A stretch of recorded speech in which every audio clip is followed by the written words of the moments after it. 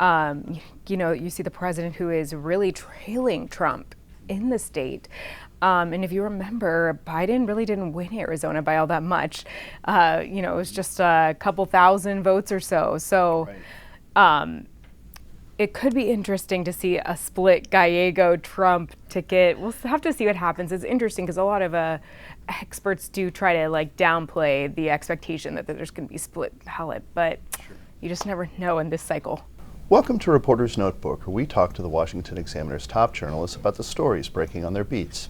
I'm Jim Antle, and I'm joined today by Congressional reporter Samantha-Jo Roth. SJ, there's been an endorsement in the Arizona Senate race, maybe a little bit unexpected. Talk a little bit about what happened. Yeah, so basically Ruben Gallego, who is the Democrat that is running, he has received the bulk of endorsements from border mayors, which is really interesting. The Nogales mayor, he actually did endorse Gallego, and it's interesting because this mayor in particular appeared alongside Kari Lake at an event. I think in November of last year. It is important to note in that event, he does not say that he endorses Kari Lake, right. But when you're standing behind a podium with somebody's campaign emblem on it, it does sort of send a message. But it isn't entirely surprising just because this mayor in particular is a Democrat. Mm-hmm. But it is interesting to see a significant amount of, there's been at least two other border mayors who have endorsed Gallego. And notably, there's one mayor in the Yuma area, which is known to be more Republican, and that mayor has endorsed Gallego. So I think that maybe gives you a sense of where things stand in the Arizona race. Mm-hmm. And as we know, immigration is just the number one issue there, and I mean, really across the country. So this is a big issue for Gallego. And the polls in Arizona imply that there are some Trump-Gallego split ticket voters. Yes, and that is so interesting right now because, you see the president who is really trailing Trump in the state. And if you remember, Biden really didn't win Arizona by all that much.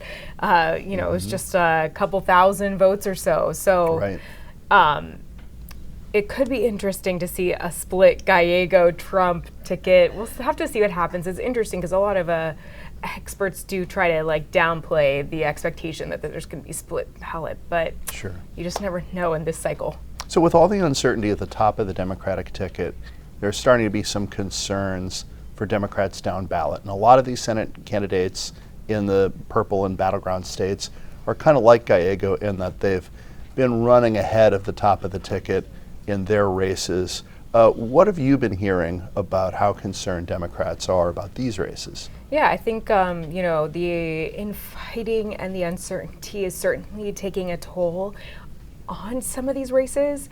We are seeing, some donors that are talking about really focusing their money on these races because they're so worried about what's happening at the top of the ticket and how exactly that's going to translate. We've also seen some interesting plays by Republicans who have used, some of the president's comments during the debate and then tying them to those lawmakers who are running. So they're going to have to, deal with that. And I think a lot of these Democrats had already been trying to separate themselves from the party, try to look more independent. Mm-hmm. So now this is just really a much bigger struggle for them as they try to figure this all out. And they are performing a lot better than the top of the ticket. Mm-hmm. However, they're also just very aware that anything could change at any time.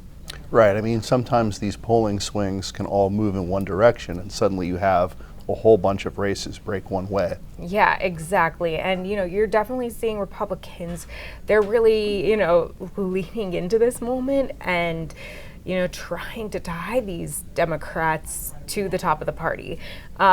Whether that's going to work is an open question, but, I mean, it's certainly not news that you want to deal with when you are a Democrat who is trying to win in a red-leaning state, when there is so much, uncertainty and, turbulence within your own party just a couple of weeks before the national convention, which usually is a major moment of unity. So a TV commercial for your candidate. Yeah, absolutely. So unclear what's going to happen, but I'm excited to see what happens. We'll have to see. Thank you, SJ. Thanks. You can read Samantha-Jo and the rest of our political team's coverage at washingtonexaminer.com.